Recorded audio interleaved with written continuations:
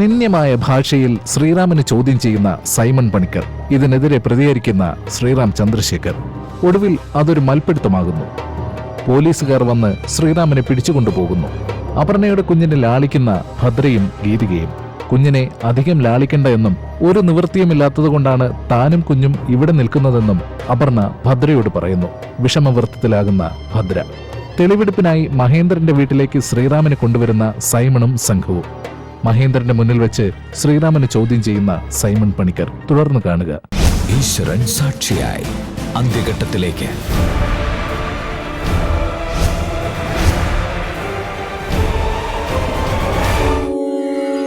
ഈശ്വരൻ സാക്ഷിയായി ഇനി 12 എപ്പിസോഡുകൾ മാത്രം.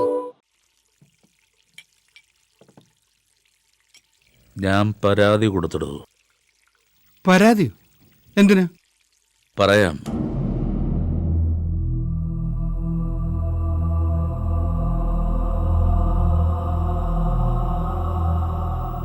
മിനിസ്റ്ററുടെ മേൽ അത്രയും സ്വാതന്ത്ര്യമുള്ളതുകൊണ്ടാ കാര്യങ്ങൾ പെട്ടെന്ന് നീക്കാൻ പറ്റിയത്.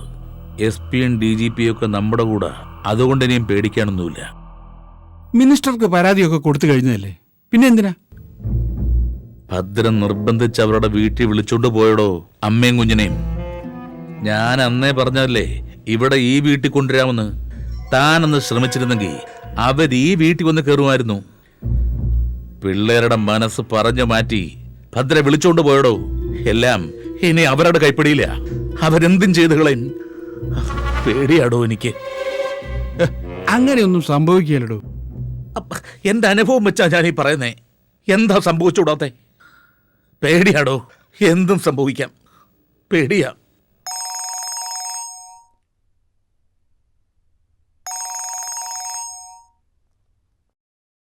ഹലോ, അതെ, തോമസ് സേവ്യർ.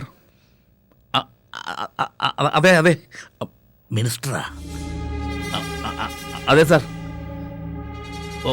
വളരെ ഉപകാരം സാർ, വളരെ ഉപകാരം. Thank you. മിനിസ്റ്ററിന്റെ പരാതിയിന്മേൽ നടപടിയെടുക്കാമെന്ന് വിളിച്ചു പറഞ്ഞു. DGP സ്പെഷ്യൽ നോട്ട് എഴുതിയിട്ടുണ്ട് പരാതിയിൽ. അപ്പൊ ഒന്നും പേടിക്കാനില്ല. എല്ലാത്തിനും ഒരു തീരുമാനമായി, സമാധാനമായി. അവരിനി എന്ത് വിചാരിച്ചാലും ഒന്നും നടക്കില്ല. അവര് നോക്കിക്കോളും എന്റെ കുഞ്ഞിന്റെ ജീവൻ. ഇതിന്റെയൊക്കെ ആവശ്യമുണ്ടോ?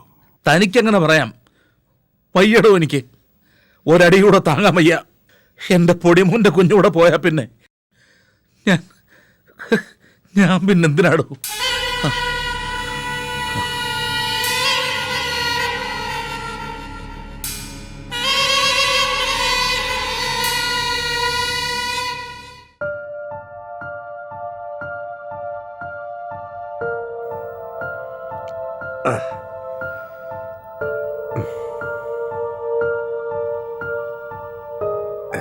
ഞാനൊരു കംപ്ലൈന്റ് പ്രിപ്പയർ ചെയ്ത് വെച്ചിരിക്കുക. അത് മൂവ് ചെയ്യാം. മസ്റ്റാ അത്. അല്ലെങ്കിൽ എന്തിനാ? കസ്റ്റഡിയിൽ എടുത്തിട്ട് കൈവച്ചില്ലേ? നല്ല മുറിവും ചതവും ഒക്കെ ഉണ്ട്. അതിന് ഞാനും തിരിച്ചു കൊടുത്തല്ലോ. നിനക്കിതിന്റെ ആവശ്യം എന്തായിരുന്നു ജീനു? ഇൻട്രോഗേഷൻ സമയത്ത് ആവശ്യമില്ലാതെ കയറി ചൂടാവാനും പറയാനും പോകേണ്ട കാര്യം എന്തായിരുന്നു? നിനക്കതൊക്കെ ഇനി ആരെങ്കിലും പറഞ്ഞു തരണോ? വെറുതെ പോലീസ് സ്റ്റേഷനിൽ കയറി അടിയുണ്ടാക്കി കൊണ്ട് വന്നിരിക്കുക. നീ ആരാ? തെലുങ്കുടത്തിലെ നായകനോ? പിന്നെ ഞാനെന്ത് ചെയ്യാനാ? അവരെന്ത് വേണമെങ്കിലും പറയോ പറയാതിരിക്കോ എന്ത് വേണേ ചെയ്യട്ടെ. കോടതിയിലെ നമുക്ക് ഫേസ് ചെയ്യാലോ. പക്ഷെ എന്റെ മുമ്പിൽ വെച്ച് തോന്നിയ ദിവസം പറഞ്ഞ അത് ആരായാലും എനിക്ക് സഹിക്കാൻ പറ്റില്ല. അതിന്റെ കോൺസിക്വൻസ് ഒന്നും ഞാൻ ആലോചിച്ചില്ല. ഒന്നും നോക്കാതെ എടുത്തിയാടിയന്റെ നീ ഇപ്പൊ അനുഭവിക്കുന്നത്. ആദ്യം നിന്റെ ഈ ദേഷ്യം ഒന്ന് അടക്ക്. ദേഷ്യത്തിന്റെ അല്ല ആമി. ഒരു പോലീസ് ഓഫീസർ ക്വസ്റ്റ്യൻ ചെയ്യാൻ വിളിച്ചാൽ അതിന് പൂർണ്ണമായി സഹകരിക്കണമെന്ന് എനിക്ക് നന്നായിട്ടറിയാം. അതിന് ഞാൻ തയ്യാറാ. പക്ഷേ ജൂഡിന്റെ കൊലപാതകയെ കണ്ടെത്തുക എന്നുള്ള അല്ലല്ലോ അവന്റെ ആവശ്യം. ഒരു വൃത്തികെട്ട മനസ്സാ. അവൻ എന്നോടുള്ള വൈരാഗ്യം തീർക്കാൻ വേണ്ടി മനഃപൂർവ്വം എന്നെ പ്രവോക്കുകയും ഹറാസിയായിരുന്നു. യൂണിഫോമിൽ ഒരു പോലീസുകാരൻ എന്നുള്ള കാര്യം ഞാനും അങ്ങ് മറന്നു. എനിക്ക് മനസ്സിലായടാ. അതല്ല ആമി, ഇനി താമസിച്ചിരിക്കാൻ സമയമില്ല. അവന്റെ സംസാരം കേട്ടപ്പോ അവന്റെ നീക്കങ്ങൾ എങ്ങോട്ടാണെന്ന് എനിക്ക് മനസ്സിലായി. കേസ് ഏത് വഴിക്കാ പോകുന്നതെന്ന്. നീ എന്തേ പറയുന്നേ? അധികം താമസിക്കില്ല. കേസ് അവൻ എവിടെയെങ്കിലും കൊണ്ടുപോയി കുരുക്കും. അത് എന്നെയും കൂടി കുറുക്കാൻ പാകത്തിലായിരിക്കും. അപ്പോ അതിനുള്ള തെളിവും കാര്യങ്ങളും? ആ സൈബർ ഡീറ്റെയിൽസ് കണ്ടെത്തിയാൽ അവനെന്നെ കൃത്യമായി ചാർജ് ചെയ്യാം. അതിലെല്ലാ രീതിയിലും ഞാൻ കൾപ്രിറ്റ് ആണ്. തെളിവും കാര്യങ്ങളൊന്നും ഇല്ലേലും അവനെന്നെ ട്രാപ്പ് ചെയ്യും. അതിനുവേണ്ടി ഇല്ലാത്ത തെളിവുകളും ഉണ്ടാക്കും. അപ്പോ നമുക്ക് അവനൊരു കുറ്റപത്രം തയ്യാറാക്കാൻ തുടങ്ങിയിട്ടുണ്ട്. അത് കോടതിയിൽ എത്തരുത്. എത്തിയാൽ അതിനെക്കുറിച്ചൊക്കെ നമുക്ക് പിന്നീട് ആലോചിക്കാൻ ജീനു. ഇച്ചിരി കഴിഞ്ഞേ ചൂടുവെള്ളത്തിലൊന്ന് കുളിക്ക്. ഞാൻ അപ്പോഴത്തേക്ക് എന്തെങ്കിലും കഴിക്കാനെടുക്കാം.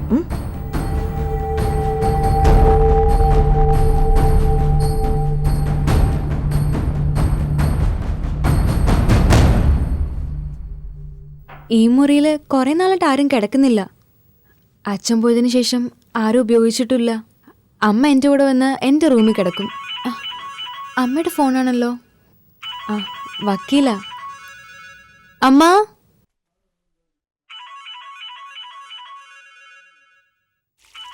അമ്മ ആ വക്കീല. ഹലോ. ആ ഭദ്രേച്ചി, ഞാൻ ആമി. ആ എന്താ? ചീനു വീട്ടിലെത്തി. He's okay. ഈ സൈമൺ പണിക്കറിന് ചീനുവിനോടുള്ള ദേഷ്യം അറിയാലോ. അയാൾ അത് വെച്ച് കളിക്കുക. ചീനുവിനെ ഈ കേസിൽ എങ്ങനെയെങ്കിലും ട്രാപ്പ് ചെയ്തെടുക്കുവാനുള്ള അയാളുടെ ശ്രമമാ. ഏയ് അതൊന്നും ഓർത്ത് ഭദ്രേച്ചി പറയണ്ട. പക്ഷെ എത്രയും പെട്ടെന്ന് ചില കാര്യങ്ങൾ നമുക്ക് മൂവ് ചെയ്യണം. അല്ലെങ്കിൽ അറിയാലോ. പിന്നെ കൊച്ചുമോൻ എന്തു പറയുന്നു? ഹാപ്പി മൊമെന്റ്സ് അല്ലേ? ആ അവന്റെ കാര്യം പ്രത്യേകം ശ്രദ്ധിക്കണേ. ഭദ്രേച്ചി പറഞ്ഞ പോലെ ആ സേവ്യർ ഇല്ലേ, അയാൾ എന്തും ചെയ്യാൻ മടിക്കാത്ത ആളാ.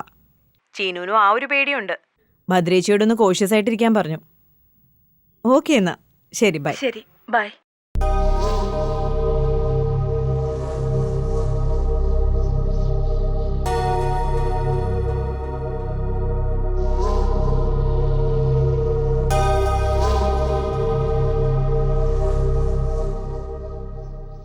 ഈ കന്യാകുമാരിയിലെ നീ കാണാതെ കിടക്കുന്ന ഒരു കാര്യമുണ്ട്.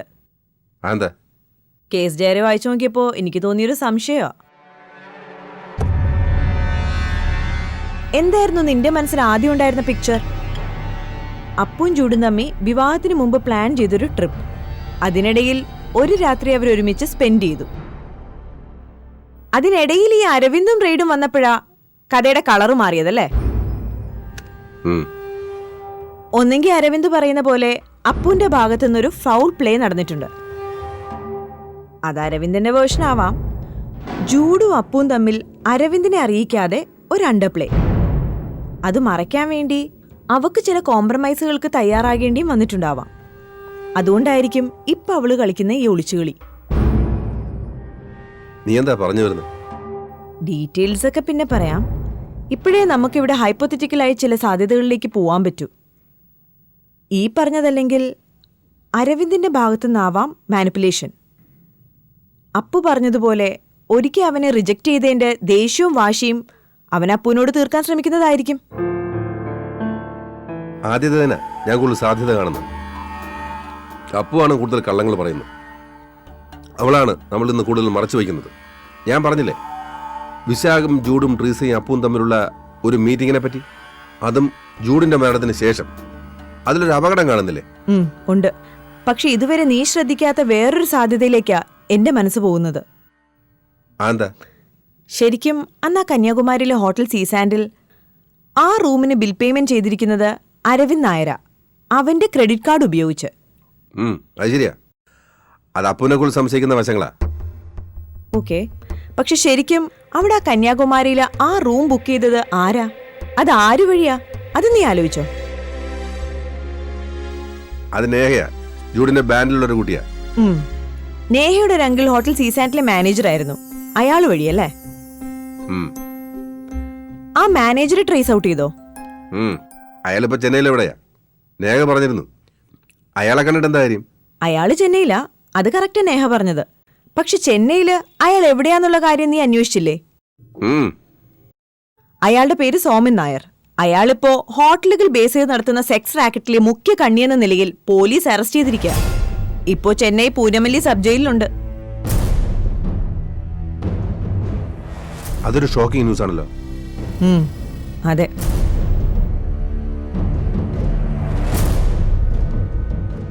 പക്ഷേ എനിക്ക് വേറെയും ചില സംശയങ്ങളുണ്ട് ചീനു. എന്താ അത്? നമുക്ക് ക്രൈം സീനിൽ തന്നെ തുടങ്ങാം.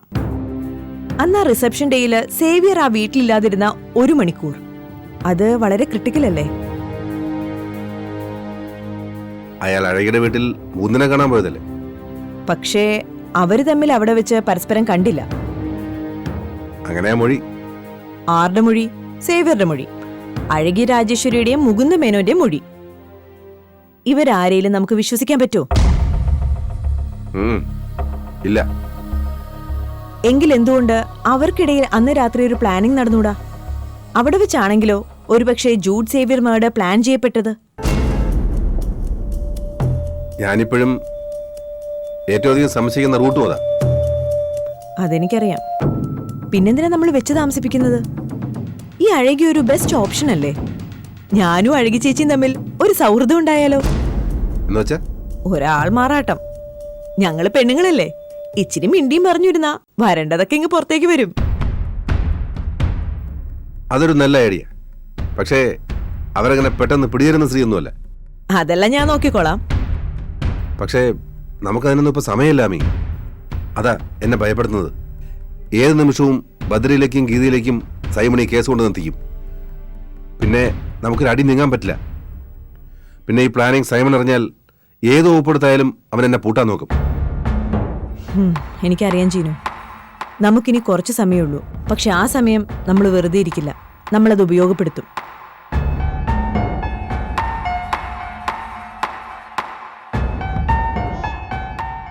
ഈ അഡ്വക്കേറ്റിനെ അമ്മയ്ക്ക് നേരത്തെ അറിയായിരുന്നോ? ഇല്ല, അത് ശ്രീറാം സാർ ഏർപ്പെടുത്തിയത് ചേച്ചി. മോളെ മോളെ കുഞ്ഞിനെ ഞാനിന്ന് എന്റെ കൂടെ കിടത്തട്ടെ? ഞങ്ങള് മോളിൽ കിടന്നോളാം. എന്തിനത്? ചേച്ചി അത് അമ്മയുടെ ഒരു ആഗ്രഹമല്ലേ? മാത്രല്ല എനിക്കിന്ന് ചേച്ചിയുടെ കൂടെ കിടക്കണം. എത്ര നാളെ നമ്മളൊന്ന് ഒരുമിച്ച് കിടന്നിട്ട്. അമ്മ കുഞ്ഞിനെ എടുത്തോണ്ട് ചെല്ല്. അത് പിന്നെ അവൻ രാത്രിയിൽ ഉണർന്ന് കരഞ്ഞാലോ? ചേച്ചി അതൊക്കെ അമ്മ നോക്കിക്കോളും. ഇന്ന് രാത്രി ഇച്ചിരി ശോഷവും കരച്ചിലൊക്കെ ആയിട്ട് ഇത്തിരി ബഹളം ആയിക്കോട്ടെ. അല്ല, ഇവൻ കരഞ്ഞ വലിയ പ്രശ്നമാവും. ഒരു കുഴപ്പമില്ല. ഇന്ന് രാത്രി നമുക്ക് രണ്ടുപേർക്കും കൂടെ പഴയ കഥകളൊക്കെ പറഞ്ഞ് ഹാപ്പി ആയിട്ട് കിടക്കാം. മോനുകുട്ടാ, വാവേ.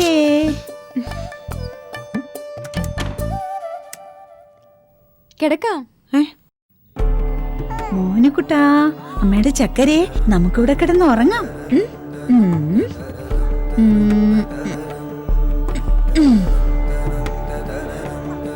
ഇങ്ങനെ ഇരിക്കട്ടെ.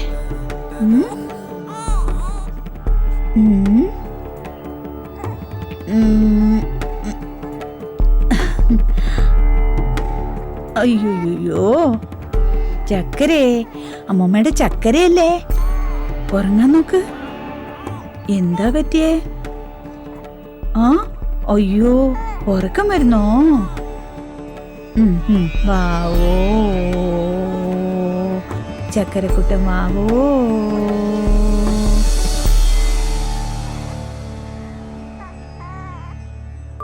വീണ്ടും ആഗ്രഹിച്ചു പോവാ. പഴയതുപോലെ ഈ വീട്ടില് നമ്മളെല്ലാവരും ഒരുമിച്ച് നല്ല ഹാപ്പി ആയിട്ട്. ഇനി അതൊരിക്കലും നടക്കില്ല. ഈ അമ്മയുടെ കൂടെ ഞാൻ ഇനി അങ്ങനെ ജീവിക്കുമെന്ന് ആരും പ്രതീക്ഷിക്കണ്ട.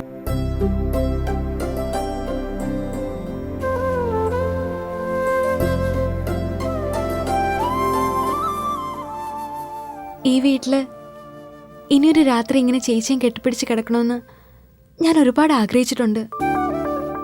പക്ഷേ നടക്കുന്നൊരു പ്രതീക്ഷയില്ലായിരുന്നു. അറിയാതെയെങ്കിലും ഒരാഗ്രഹം ദൈവം സാധിച്ചു തന്നപ്പോ വെറുതെ വീണ്ടും ആഗ്രഹിച്ചു പോവാ. പഴയതുപോലെ ഈ വീട്ടില് നമ്മളെല്ലാവരും ഒരുമിച്ച് നല്ല ഹാപ്പി ആയിട്ട്. ഇനി അതൊരിക്കലും നടക്കില്ല. ഈ അമ്മയുടെ കൂടെ ഞാൻ ഇനി അങ്ങനെ ജീവിക്കുമെന്ന് ആരും പ്രതീക്ഷിക്കണ്ട. പക്ഷെ ചേച്ചി, നമ്മുടെ അമ്മ അങ്ങനെ ഒരു തെറ്റും ചെയ്തിട്ടില്ല. ചേച്ചി എന്താ വിശ്വസിക്കാത്തെ? എനക്കല്ലേലും നിന്റെ അമ്മ പറയുന്നതല്ലേ വലുത്. എന്റെ ചേച്ചി, ഞാൻ പറയുന്നത് സത്യവാ. നമ്മുടെ അമ്മ പാവാ. ഈ സംസാരം ഇവിടെ വെച്ച് നിർത്തൂ. ഇനി നീ ഇത് തന്നെയാ പറയുന്നെങ്കിൽ ഞാൻ ഇപ്പൊ ഇവിടെ നിന്ന് ഇറങ്ങിപ്പോവും. എനിക്ക് കേൾക്കണ്ട ഒന്നും, നിന്റെ അമ്മയെക്കുറിച്ച് ഒന്നും.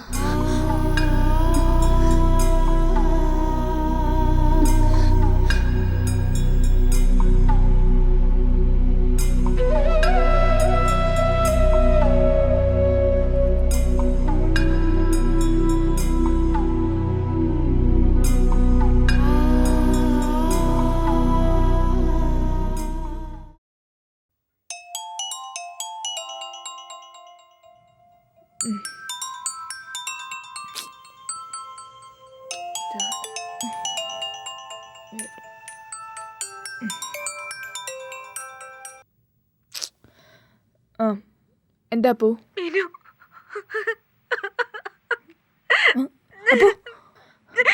അപ്പു എന്ത് പറ്റി? മീനു എന്റെ കുഞ്ഞിനെ കാണുന്നില്ല. കാണുന്നില്ലെന്നോ? നീ എന്താ ഈ പറയുന്നേ? അത് ഇന്ന് രാവിലെ തൊട്ട് കാണുന്നില്ല. നീ എന്താ ഈ പറയുന്നേ? അവരിന്നലെ രാത്രി എന്റെ കയ്യിൽ നിന്ന് പിടിച്ചു വാങ്ങിക്കൊണ്ട് പോയതാ. അപ്പു എനിക്കൊന്നും മനസ്സിലാവുന്നില്ല. എന്റെ കുഞ്ഞിനെ കാണുന്നില്ല മീനു. അപ്പു നീ പറയുന്ന കേക്ക്. കൊന്നതാ, ഇവർ കൊന്നതാ. ഈ സ്ത്രീ മനപ്പൂർവ്വം ഇന്നലെ രാത്രി എന്റെ നിന്ന് മേടിച്ചോണ്ട് പോയതാ മീനു. അപ്പു വെലിമ എവിടെ? എന്തിനാ നിങ്ങൾ എല്ലാരും കൂടി എന്നെ ഇങ്ങോട്ട് തന്നെ കൊണ്ടുവന്നത്? ഞാൻ എവിടെയെങ്കിലും പോയി ജീവിച്ചേനല്ലോ.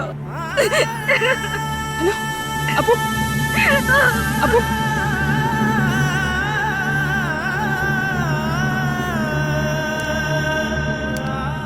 പറ, എന്റെ കുഞ്ഞെവിടെ? പറയാൻ, എന്റെ കുഞ്ഞെവിടെ? എന്റെ കുഞ്ഞിനെന്താ? എന്റെ കുഞ്ഞിനെ തരാൻ. ചേച്ചി, അമ്മ അങ്ങനെ ചെയ്യില്ല. ചേച്ചി പറയുന്നത് കേൾക്ക്. എന്റെ കുഞ്ഞിനെ അമ്മയല്ല ചേച്ചി, നമ്മുടെ അമ്മ അങ്ങനെ ചെയ്യില്ല. ചേച്ചി, ചേച്ചി അമ്മയല്ല അത്. ചേച്ചി, ചേച്ചി നമ്മുടെ അമ്മ അങ്ങനെ ചെയ്യില്ല. ചേച്ചി കൊണ്ടുപോയി കൊന്നതാ. ചേച്ചി അമ്മ അല്ല ചേച്ചി. ഇങ്ങോട്ട് വാ ചേച്ചി, വരാനാ പറയാ. കൊല്ല ഞാനിവരെ. എനിക്ക് എന്റെ കുഞ്ഞിനെ ഇപ്പൊ കാണണം. നിഖിൽ, ദാ വരുന്നു. എന്താ നിഖിൽ, അപ്പു എന്താ വിളിച്ചേ, മീനു? കുഞ്ഞിനെ കാണുന്നില്ല. കുഞ്ഞിനെ കാണാനില്ലെന്നോ? നീ എന്തൊക്കെയാ പറയുന്നേ? എനിക്കറിയത്തില്ല. അവളാകെ കരച്ചിലും വെള്ളവാ. ആര് പറയാതെ കുഞ്ഞ് എവിടെ പോവാനാ? എനിക്കറിയത്തില്ല. അമ്മയുടെ കൂടെ അവൾ എന്തൊക്കെ കിടന്ന് പറയുന്നുണ്ട്. എന്നിട്ട് അമ്മായി എവിടെ? എനിക്കറിയത്തില്ല. എനിക്കാകെ പേടിയാവുന്നു. ഞാൻ ഫോൺ എടുക്കട്ടെ, ഞാനൊന്ന് അന്വേഷിക്കാം. നീ സമാധാനപ്പെട്. ഈശ്വരാ, ശ്രീറാം സാറിനെ ഒന്ന് വിളിച്ചേ. ഞാൻ വിളിക്കാം, നീ ഒന്ന് സമാധാനപ്പെട്. നമ്മളാ കൊച്ചുകാര് വിടണ്ടായിരുന്നു അവളെ ഇവിടുന്ന്. അവളെ വിട്ടിട്ടല്ലേ ഇങ്ങനെയൊക്കെ സംഭവിച്ചേ. ഞാൻ അന്വേഷിക്കാം, നീ സമാധാനപ്പെട്. ഈശ്വരാ, നീ പണി പറ്റിച്ചടാ.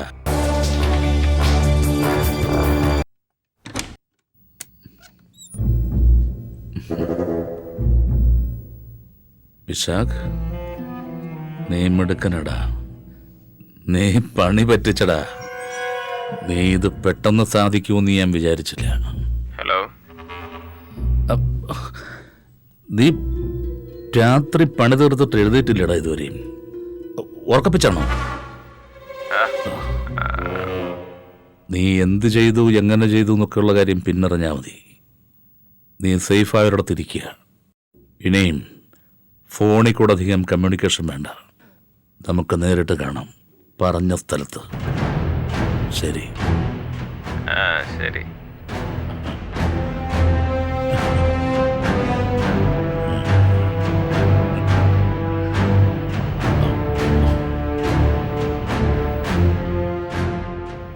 സിബി, എഴുക്കണ്ട അങ്ങോട്ട്.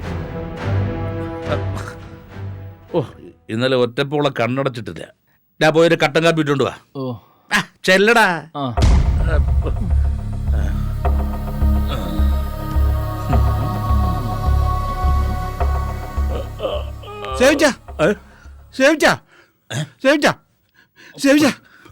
താൻ പറഞ്ഞ പോലെ തന്നെയാണോ? അപ്പന്റെ കുഞ്ഞിനെ കാണുന്നില്ല. അയ്യോ, അയ്യോ, എനിക്ക് വയ്യ. അയ്യോ, അയ്യോ, ഞാനത് നേരത്തെ വിളിച്ചു പറഞ്ഞു. ഞാനത് നേരത്തെ പറഞ്ഞതാ. അയ്യോ, ഞാൻ മന്ത്രിക്ക് പരാതി കൊടുത്തതാ. എന്റെ കർത്താവേ, നീ എന്നോട് എന്തിനു? എന്റെ പൊടിമോനും മോളും പോയി. അയ്യോ, ഇപ്പൊ നല്ല കൊച്ചുമോനും പോയി. അയ്യോ,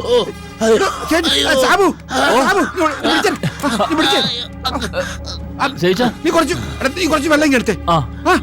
ഞാനിപ്പോ ഡോക്ടറെ വിളിക്കാം. വെള്ളം എടുക്കാം.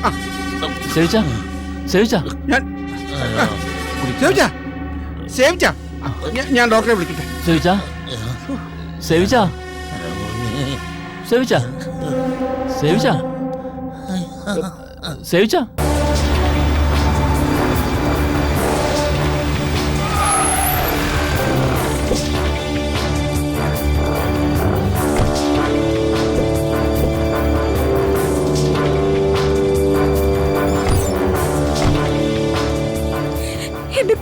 അവര് കൊന്നു. ആര്? ആ ഭദ്ര. അവര് നിന്റെ തള്ളയല്ലേ കൊച്ചെ? അതെ, അവര് തന്നെയാ കൊന്നത്. അവരാ കൊന്നു കൊച്ചിനെങ്ങനെ അറിയാം? ഇന്നലെ രാത്രി എന്റെ കൂടെ കിടന്ന കുഞ്ഞിനെ അവരെടുത്തോണ്ട് പോയതാ. അവര് മനഃപൂർവ്വം ചെയ്തത്. എന്നിട്ട് അവരെവിടെ? അകത്തുണ്ട്. ഹലോ സേവിച്ച, ഇങ്ങ് വരണം. പരാതിക്കാരനല്ലേ, നിങ്ങളോട് വരണം.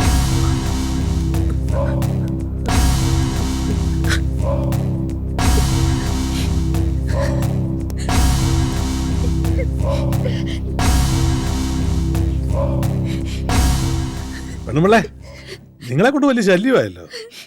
നിങ്ങൾ ആളൊരു അലിമ്പ് കേസല്ലേ. നിങ്ങളുടെ കുടുംബകാരെ അന്വേഷിക്കല് മാത്രമായപ്പോ കേരള പോലീസിന്റെ പണി. ആ ശ്രീരാമനും അത് തന്നെ ആയിരുന്നല്ലോ പണി. അവന് ഈ കുടുംബത്തിൽ നിന്ന് ഇറങ്ങാനേ സമയമില്ലായിരുന്നല്ലോ. മോളുടെ പ്രസവം എടുക്കല്, എസ്കോട്ട് പോകല്, അവനിവിടെ കിടന്നങ്ങ് അറുമാദിക്കല്ലായിരുന്നു. ആലോചിച്ച ഭയങ്കര രസമാ. പ്രസവം എടുക്കാൻ crime branch DYSP. Mid wife എന്നൊക്കെ കേട്ടിട്ടുണ്ട്. അവനാരാ? മിഡ് ഹസ്ബൻഡ് ആയിരുന്നു. അപ്പു മോളെ എന്നൊക്കെ പറഞ്ഞ് നിങ്ങളുടെ പുറകെ ഒലിപ്പിച്ചെടുക്കാൻ അവനെ കിട്ടും, പക്ഷെ എന്നെ കിട്ടില്ല. ഇത് വേറെയാ ഇനം. ഞാൻ ചോദിക്കും ഒരൊറ്റ ചോദ്യം, ഒരൊറ്റ ഉത്തരം. പറഞ്ഞ മനസ്സിലായോ? മുക്കലും മൂളലും ഒന്നും വേണ്ടാന്ന്. നിങ്ങളുടെ ഈ മോളുടെ കൊച്ച എവിടെ പോയി? എവിടെ പോയിന്ന്? സർ, എനിക്കറിയില്ല. എനിക്കൊന്നും അറിയില്ല സർ. നിങ്ങളുടെ കൂടെ അല്ലേ കിടന്നുറങ്ങിയത്? അതെ അതെ, ഇവര് പിടിച്ചു വാങ്ങിക്കൊണ്ട് പോയതാ. ഇവർ കൊന്നതാ, ഉറപ്പാ. പെറ്റ തള്ളയുടെ അവിടെ കിടത്താ നിങ്ങള് പിടിച്ചു വാങ്ങിച്ചോണ്ട് കൂടെ കിടത്താൻ കൊണ്ടുപോയെന്തിനാ? ദേ, ഞാൻ പറഞ്ഞു മുക്കല് വേണ്ട. എന്റെ മോടെ കുഞ്ഞല്ലേ സർ. ഓ, മുത്തശ്ശിയുടെ സ്നേഹം മൂത്തങ്ങ് എടുത്തോണ്ട് പോയതായിരിക്കും ഇല്ലയോ? പക്ഷെ നിങ്ങളുടെ കൂടെ കിടന്ന വെച്ച് രാവിലെ ആയപ്പോ എവിടെ?